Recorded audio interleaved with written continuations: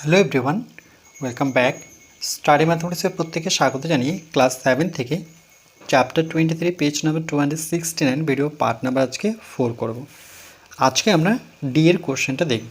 D number question, নিচের স্বচ্ছ কাগজে মানে একটি পরিষ্কার পরিচ্ছন্ন কাগজে বা ট্রেসিং পেপার নিতে পারি, সরলরেখা বরাবর ভাঁজ করে কি পাবো ভাবি ও গোলদাগ দিই।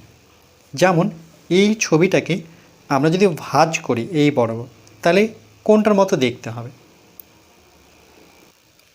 দেখো এই বরাবর কিন্তু এখানে বলে দিয়েছে এই বরাবর ভাঁজ। তো যখনই এই বরাবর আমরা কাগজটিকে ভাঁজ করবো তাহলে এই অংশটুকু কোথায় যাবে? যদি এই বরাবর ভাঁজ করি তাহলে এটা কিন্তু এখানে চলে আসবে, তাহলে এই দুটো একদিকেই থাকবে। তাহলে কোনটা এদের মধ্যে সঠিক হচ্ছে? এখানে অপশান আছে এ, বি, সি না ডি।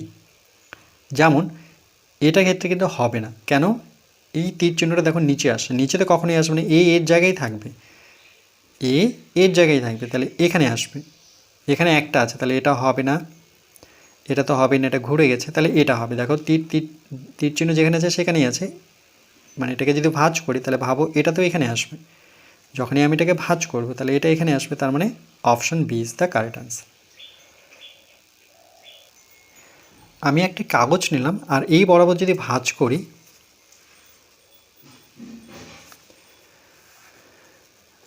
ভাঁজ করলাম, দেখো এই তীর চিহ্নটা কোথায় আসছে?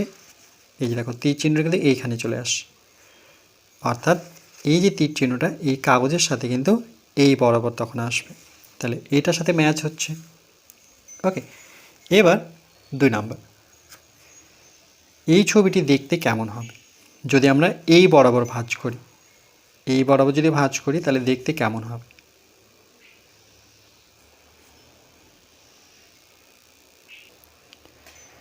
এক নাম্বার, দেখো এটা যদি এখানে রাখি, এটাকে এখানে রাখলাম, তাহলে দেখো এটা কিন্তু অনেক নিচে আসছে, এটা হবে না।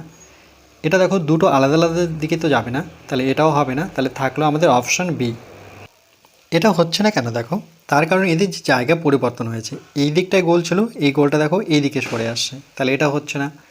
এটার ক্ষেত্রে দেখো দুই দিকে গেল, কিন্তু এটা হবে যখনই এই কাগজটিকে আমরা ভাঁজ করব, তাহলে এই দুটো ফুটো বা ছিদ্র একই জায়গায় মিলিত হবে, তাহলে option B is the correct answer.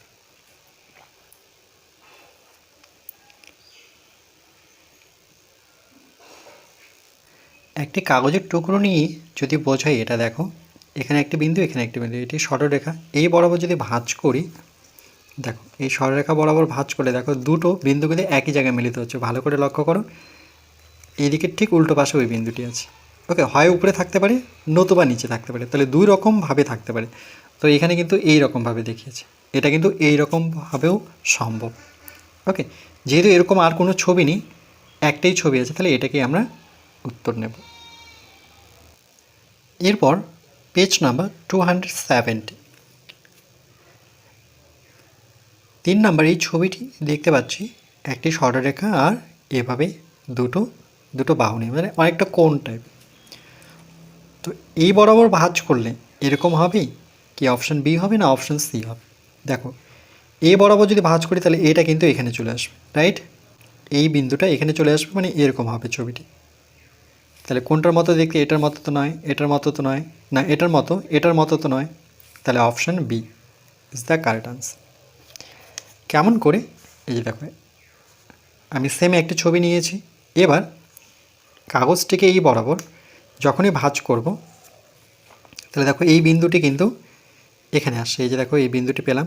এবার এই বাকি দুটো সরলরেখাকে এর সাথে আমরা স্কেল দিয়ে যদি যোগ করি, তাহলে এইটুক তো থাকলো না, তাহলে কেমন হলো দেখতে? দেখো এটার মতো সেম টু সেম পেলাম, তাহলে option B is the correct answer. এরপর 6, দুটো পাতা আছে, তো যদি আমরা এই বরাবর ভাঁজ করি তাহলে কোনটা পাবো?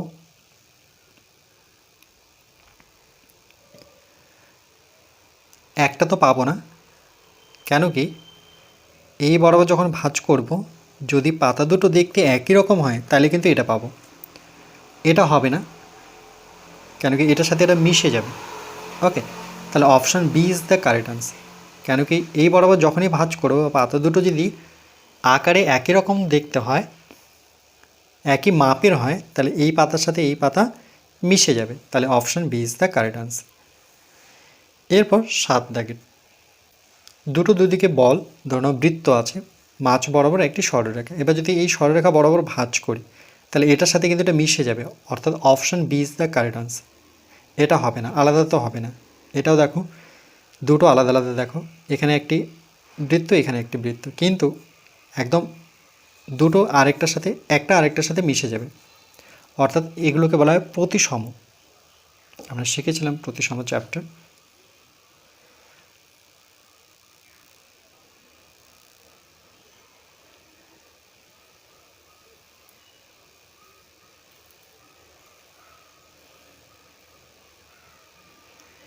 এরপর পরবর্তী পার্ট নাম্বার 5-এ আমরা ই দাগের কোশ্চেনটি করব।